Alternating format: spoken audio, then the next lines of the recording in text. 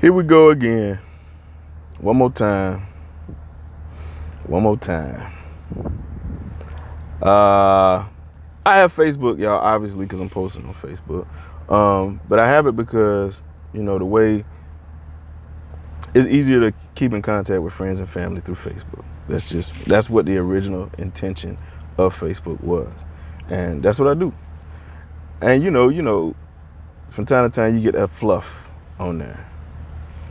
And it's always comical because you always know how the situation is going to play out. So, case in point, today, I'm on there, looking at my cousins doing hair and looking at the new babies and stuff like that that's being born and stuff like that.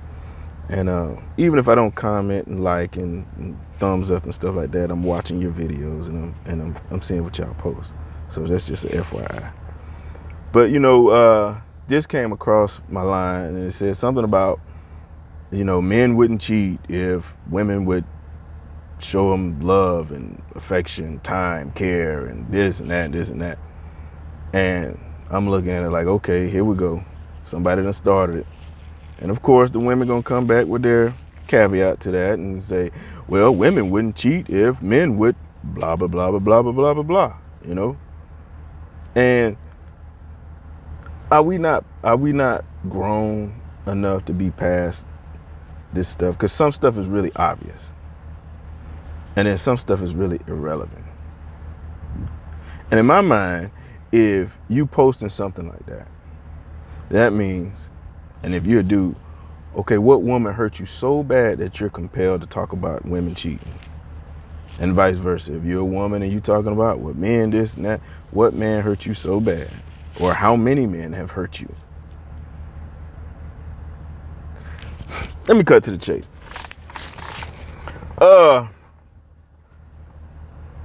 Grown people is grown people. And grown people, more often than not, are gonna do whatever the hell they wanna do. That's just what it is. They're gonna do it. It doesn't matter if you have the research to back it up. It doesn't matter if you have logical explanations. It doesn't matter if you have bulletproof evidence that suggests you should do this or you should not do that. Ultimately, people are going to do what they want to do, especially grown people. That's the reason why I spend most of my time trying to talk to a younger audience. Now, I'm not walking around here with flashy this and flashy that, so it doesn't take as well as maybe some rappers or whatnot. But that's the future, because most of these grown people out here, they're bitter, they're tainted, they're tarnished. And although I still have love for them and I would love to help, I am realistic and I know that the majority of them are not going to listen. Does that make sense? So for anybody, especially young people, but for the older people that are willing to listen, you have to understand the makeup of a person before you can start talking about relationships. Why? Because we already see that in the black community, relationships are at an all-time low. Marriage is horrible. Boyfriend and girlfriend, whatever the politically correct term may be, is horrible. Domestic violence is horrible. All of that stuff in our community is horrible. So how do we work on that? You have to understand the spiritual makeup of people, of these melanated beings. There's so much information on the relationship. If we would take the time to study and research, or if we would listen to the old heads or the elders before these people went crazy, the ones who actually had some sense, what they would say. You are made up of 3 parts: mind, body, and soul. It's part of the reason why they say we live in the 3rd dimension. So there are 3 aspects to who you are. As a leader, man, one day you're gonna have a wife, children, a house, cars, assets. You're gonna be trying to build wealth with this person that you have decided to marry. You need to maximize your chances of that relationship staying together as opposed to y'all separating and then having to go through the painful ills of a divorce. So you need to understand that if there are 3 aspects to that woman, you need to do your best to try to cover at least 2 of them. You want all 3, but if you can't get all 3, you need to at least try. You need to at least cover 2. That means you need to be able to take care of that woman spiritually, mentally, and physically. The only thing we see today is the physical aspect. We see all of this glitz and glamour, these cars, these houses and stuff. Some of them is a front. Some people rented this stuff. Some of these people might actually own it. But it's still all physical. So you done met this woman and the only thing you did to get her was from a physical aspect. How do you expect to keep that woman only by appealing to her physical nature? Homeboy over here was a nerd and knows how to talk because she's an undercover nerd. She just acts like an Instagram model. He talking that talk, and guess what? Next thing you know, he got her attention. Homeboy over here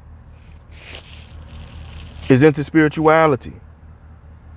You didn't know your little Instagram model nerd had suffered so much trauma in her life that she forgot the spiritual aspect of who she was. This dude is teaching her meditation, and guess what? Now he has her ear too.